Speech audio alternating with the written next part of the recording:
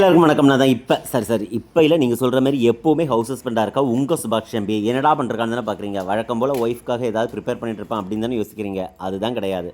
இது எனக்காக ப்ரிப்பேர் பண்ணிட்டுருக்கேன். ஆக்சுவலாக இது இன்றைக்கி எடுத்த ஷூட் கிடையாது, நேற்றுக்கு நைட் எடுத்த ஷூட்டு. ஒய்ஃப்க்கு டிஃபன்லாம் கொடுத்து அவங்கள செட்டில் பண்ணியாச்சு. அடுத்து நமக்கான ப்ரிப்பரேஷன் தானே நடந்துகிட்ருக்கு. எனக்கு என் ஒய்ஃபை மாதிரி டயட் ஃபுட்டு இதெல்லாம் நமக்கு செட் ஆகாதுங்க. அது மட்டும் இல்லை, எனக்கு நைட்டு மேக்ஸிமம் நான் வந்து டிஃபன் அவாய்ட் பண்ணிடுவேன். ஏன்னா எவ்வளோ தான் நான் டிஃபன் சாப்பிட்டாலும் அதுக்கப்புறம் கொஞ்சோல கஞ்சியோ சோறோ சாப்பிட்டா தான் எனக்கு ஒரு திருப்தி இருக்கும். அது என்னமோ சின்ன வயசுலேருந்தே அப்படியே பழகிடுச்சு. ஸோ அதுக்காக தான் எனக்கு வந்து அந்த எரிச்சம்மந்தின்னு எங்கள் ஊர் ஸ்டைல், நாகர்கோவில் ஸ்டைலில் ஒரு ஐட்டம் ரெடி பண்ணிகிட்ருக்கேன். இது என்னென்னு பார்த்தீங்கன்னா, ஒரு 4-5 வற்றல் மிளகு, அதுக்கப்புறம் ஒரு 4-5 வெளுத்துள்ளி, இதை வந்து லைட்டாக சுட்டு அந்த குழவிக்கல்லில் போட்டுட்டு ரொம்ப பொடிக்கக்கூடாது, ஒரு அரைகுறையாக பொடிச்சு அது கூட கொஞ்சம் உப்பு தேங்காய் விட்டுட்டோம்னு வச்சுக்கோங்களேன். அது வச்சு எவ்வளோ கஞ்சி வேணாலும் குடிக்கலாம். அந்த அளவுக்கு அல்டிமேட்டாக இருக்கும். அது வச்சே குடிப்பேன்.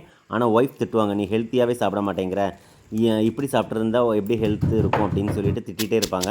ஸோ அதுக்காக எக்ஸ்ட்ரா ஒரு 2 ஆம்லேட்டையும் போட்டுடலாம் அப்படின்னு சொல்லி அதுக்கு தான் எல்லாமே ரெடி பண்ணிகிட்ருக்கேன். ஆக்சுவலாக பார்த்தீங்கன்னா ரொம்ப இம்பார்ட்டண்டான ஒரு விஷயம் உங்கள் எல்லாத்துக்கிட்டையுமே ஷேர் பண்ண நினைக்கிறேன். இது சொல்லும்போது எனக்கு சிரிப்பு தான் வருது. இதை மேரேஜ் ஆகாத பெண்கள் அட்வைஸாக கூட எடுத்துக்கோங்க.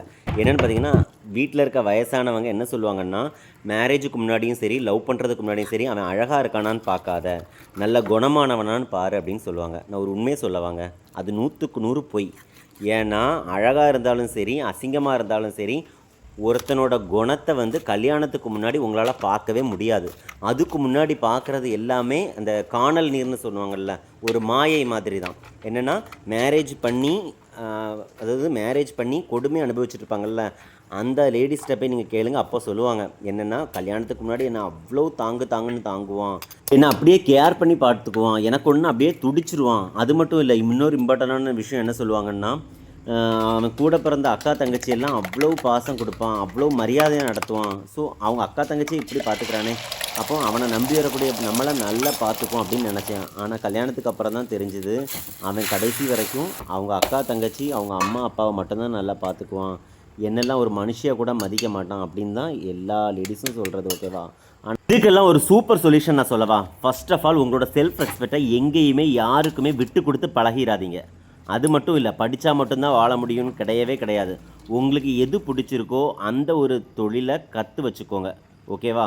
2வது, நீங்கள் உடம்பளவில் கூட வீக்காக இருந்துக்கோங்க, தயவு செஞ்சு மனசளவில் மட்டும் வீக் ஆகிடாதீங்க. ஏன்னா அதுதான் உங்களை அடிக்கிறவங்களோட ஆயுதமாகவே இருக்கும். அதனால இதெல்லாம் தூக்கி குப்பையில் போட்டுட்டு நம்ம லைஃப்பை நம்ம தான் வாழணுங்கிற ஒரு முயற்சி எடுத்துக்கோங்க. சந்தோஷமாக உங்கள் வாழ்க்கையை வாழுங்க. டாடா.